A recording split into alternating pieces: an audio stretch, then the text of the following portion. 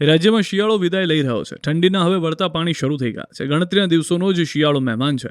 વહેલી સવારે અને મોડી રાત્રે જ ઠંડી લાગે છે. દિવસભર ઉનાળો જેવો માહોલ રહે છે, જેની વચ્ચે ઉનાળા પહેલા માવઠાના એંધાણ વર્તાઈ રહ્યા છે. ગુજરાતના ખેડૂતો માટે માવઠાની ખાત આવી રહી છે. હવામાન નિષ્ણાંત અત્રેય શેટ્ટીએ આગાહી કરી છે કે ગુજરાતમાં 19મી ફેબ્રુઆરી સુધીમાં માવઠાની શક્યતા છે.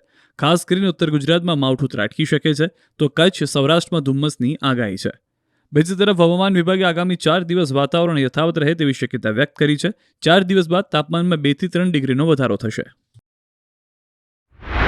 अगर वर्तमान कंडीशंस की बात करें तो अभी कोई विशेष वेदर सिस्टम नहीं है और जो निचले स्तरों पे उत्तर पश्चिमी से उत्तरी हवाएं चल रही हैं और कोस्टल की बात करें तो वहाँ भी उत्तर पश्चिमी से उत्तरी हवाएं हैं. तो मिनिमम टेम्परेचर का अगले अगर 7 दिन का देखें तो अगले 4 दिन तक कोई विशेष बदलाव नहीं है. उसके बाद उत्तरोत्तर 2 से 3 डिग्री सेल्सियस की वृद्धि है मिनिमम टेम्परेचर में और मौसम आमतौर पे 7 दिन तक खुश्क रहेगा. QR કોડ સ્કેન કરો અને ડાઉનલોડ કરો ન્યૂઝ 18 એપ. મેળવો ગુજરાત અને દેશ દુનિયાની પળે પળની અપડેટ્સ.